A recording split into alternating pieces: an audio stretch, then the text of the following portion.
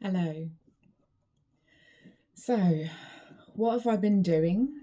What am I going to be doing?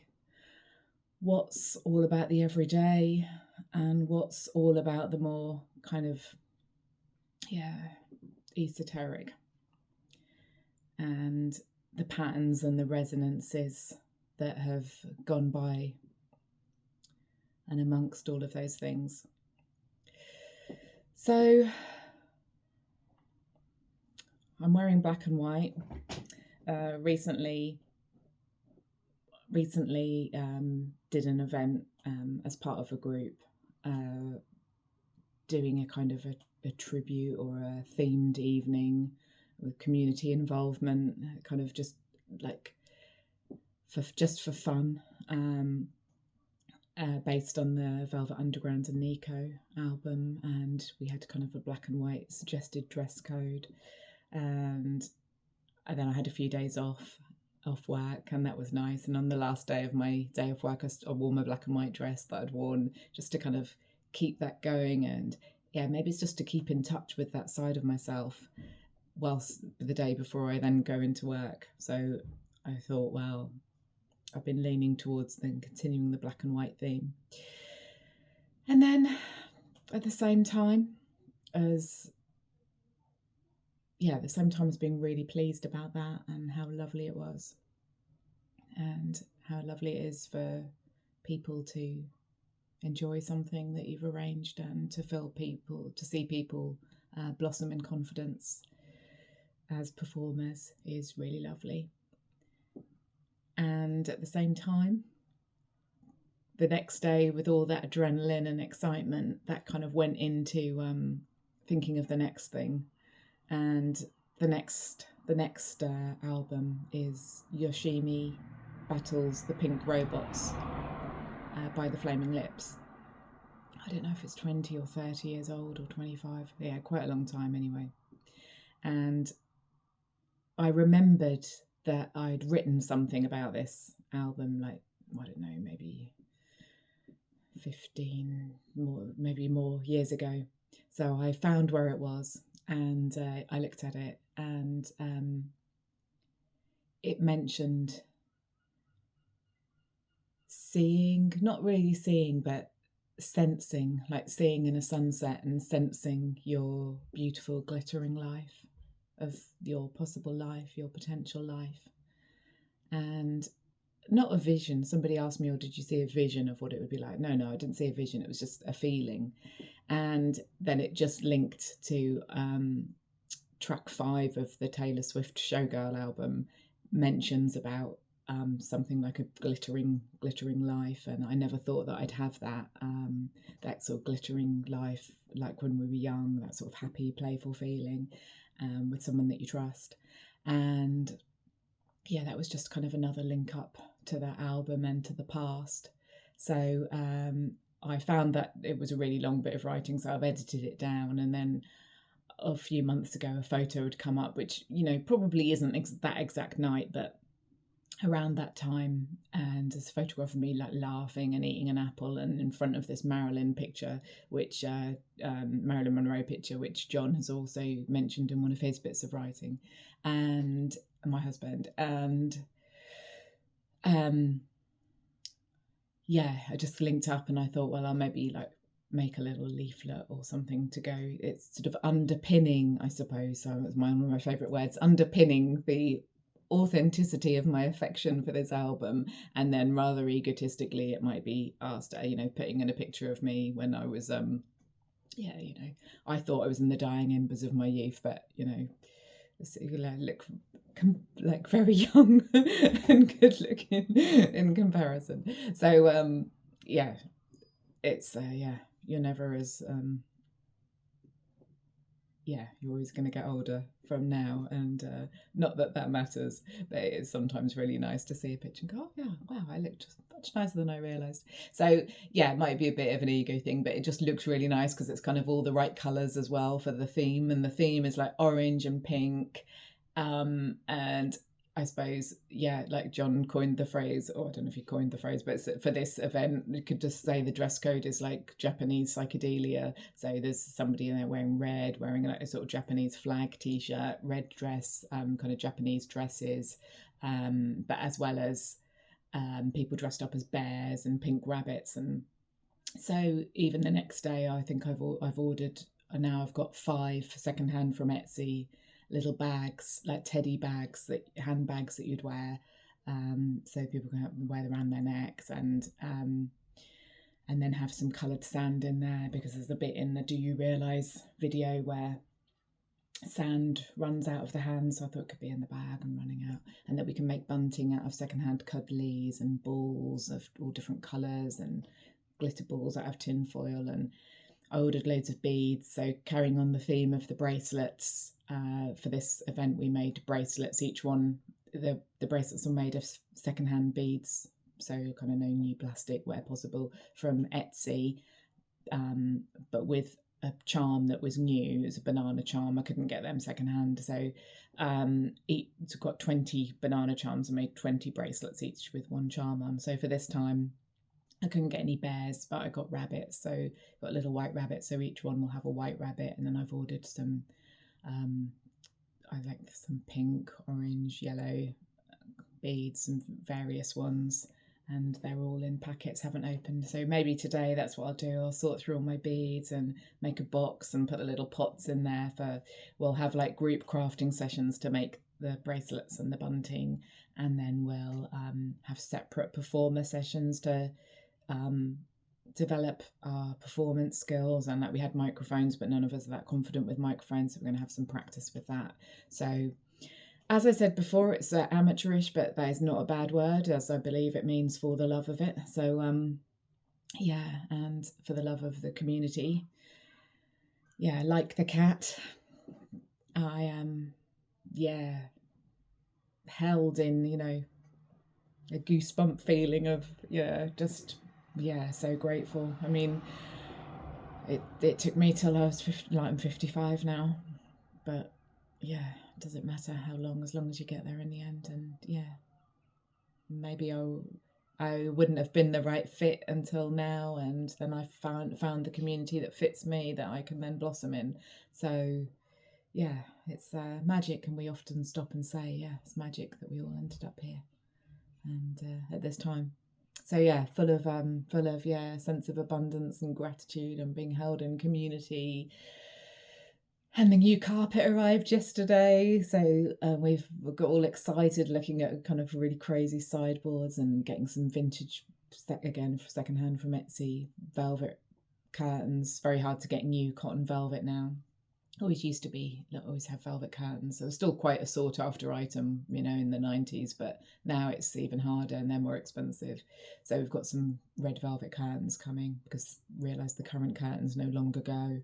And then we're going to get some sort of really like, almost like having a picture up that end of a door curtain to, again, sort of cozy us from the fact that the door goes out into the street, but also to be kind of almost like a picture, or have the effect of a picture up that end, of to sort of balance up the room, because there's a lot of colour, and that end is a little bit bland, I guess. So maybe get a curtain that's got birds. And so yeah, it's all like, as witches would say, hearth and home. And yeah, the joy of that has just been wonderful.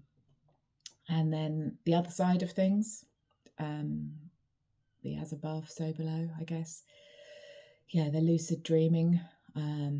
So I drank all the mugwort tea, and then I think I said this before, that nothing happened, and I realised I've got all my answers and everything's as it is. And then a few days later, or maybe a couple of days, once again let go of trying, and boom, it happens. This is what generally happens. You let go of, like that Osho quote, don't seek, don't knock, don't chase, or whatever. Don't try to find, and then just be still, and then it will come.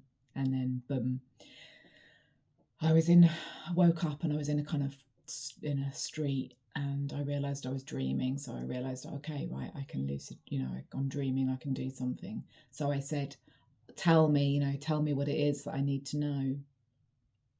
And then boom, just went black. everything went black, and I just thought, whoa. I thought, my first thought was, oh my God, I'm under the water. Yeah. So yeah, terrifying. So I wrote a little message to my witches and said, described that. And one of them said, that sounds absolutely terrifying. How about asking for an ancestor or a spirit guide to help you, or maybe that you could conjure or manifest a wand or something. So I thought, yeah, I quite like that. I like the idea. So I went to bed and I put my wand next to my bed, and I put this whittled spoon that my husband whittled, and I don't know, made sure I had a couple of other like kind of security bits by the bedside, kind of gifts, loving gifts and things like that. And that hasn't happened again since.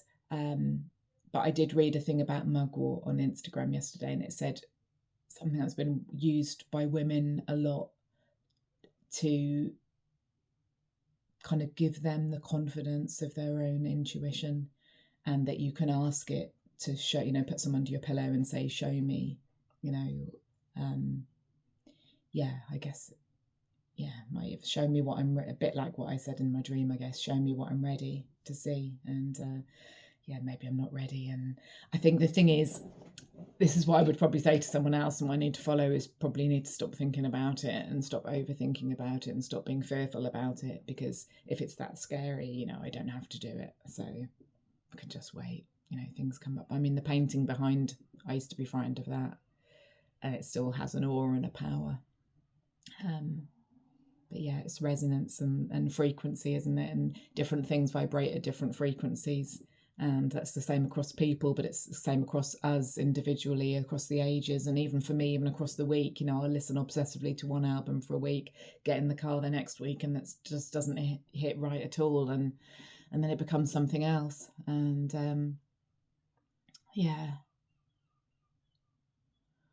I remembered about this kind of, I suppose, an early performance, I guess, that I did a few years ago. We was living in Hertfordshire. We were living on the boat.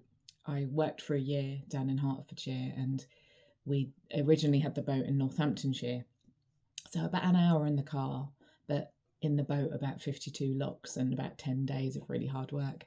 So we moved the boat down there because it was a direct route on the canal, and went down there to work for a year. So it was kind of in lockdown, but about a year into COVID. And the second year, I guess, the sort of slightly easier year, if there is such a thing. And I went down there, and we were in this marina, and it was quite busy because it was kind of nearish London, and it was always really hard to park, and I'd have an intense full-time job, and when I got home, I'm not that good at parking anyway, and then when I got home, my cognitive abilities, and I had to drive on the M25, it was really adventurous for me. And I got back home, I would say, like, my cognitive abilities had run out, so there'd be spaces and I wouldn't know how to get into them, or wouldn't feel confident. So I'd call my husband and he'd be like, oh, I'm just cooking tea, I've got to turn everything off and come and park the car. And anyway, it was all around that time, and I was obsessively listening to the James Blake album, Friends That Break Your Heart, track number 9, Say What You Will. And I learned that song off by heart, and I came home and I said to John, I can remember sitting on the floor of the boat and saying, will you just listen to this? And I recited this song. I'm I don't remember it all now, but it was, I'm okay with the life of a sunflower, I'm okay with the life of a meteor shower, I watched through a window as my young self died, I've been popular with all the popular guys, they gave me something. I gave them punchlines, they gave me warning signs. Say what you will, you're gonna say it anyway, so just say what you will. And he sings in a real falsetto, and I just the spoken word of that, for no reason at all, but there was a reason, and it's just because I like doing it. And the other night I did a spoken word of I'll Be Your Mirror, and then I want to probably do a spoken word of Summertime of the Flaming Lips. Even though it's summertime, I know that you still feel sad. And then it's got a nice instrumental bit. And yeah, so it's okay just to do things just because, yeah, because you really like doing them. Obviously, doing a spoken word poem version of a song doesn't harm anybody, and it's done with a lot of love. So yeah, so getting excited about that, getting the house nice, sorting out beads, new projects, and yeah, just I suppose right now I just wanted to pause in the present moment. I'd had all these ideas of what to say, but I didn't really feel right, and I felt a bit stuck. But then I thought, that's the thing in itself, and it's also commitment. If you wrote on a piece of paper, do this, do make your videos before you do anything else. Before you go out for a walk or before you go shopping or whatever, do a video, then it's an important thing to honour that commitment. And it's also an important thing just to share that sometimes you just do need to just stay still, and that's okay, and just stay still and be as you are, and and just notice. And that things will come. So what else has happened? 10 days in a row of cooking, either cooking from scratch or eating food that I'd cooked the day or the 2 days before. So cooking something that either lasted for one day or for 3 nights. So 10 days in a row. And then we had all the performance and the event. So then it's like back to eating out for a couple of days. And we had a takeaway last night because it was all exciting about the carpet. And I've even saved, like, I opened a bottle of beer. It was like, the Christmas beer, you're not allowed to do that, but I did. And I sat up and had a beer, and I was doing my planning in writing out, getting all excited, and I kind of noticed the bottle top, and I thought, I'm going to save that because it's just like a little marker, and that anything can be a marker. When you decorate, when you get a new item, anything can become significant. And it was quite a big job doing the sitting room, and it's like now we're out of the other side. I suppose it's a bit like, people give birth and forget what it was like. Like knocking out all the bricks, and the whole place was dusty for ages, and it was, it was horrible. I felt like I couldn't breathe downstairs. I'd come downstairs and put a mask on, one of those proper fitted ones, even in the morning, and it was horrible. But it only lasted a few days, and then a few weeks without a carpet, and then now we've got it, and it's as if that kind of never happened. And it's like, well, why didn't we do that before? And there's probably a lesson there, which as they say, a lesson has to be repeated until it is learned. So probably haven't learned that one. Anyway, we'll go out for a walk, and then I will do another one for next week. And I guess next week is Boxing Day, isn't it? So if you celebrate, then happy Christmas. If you celebrate Yule, then Yule blessings.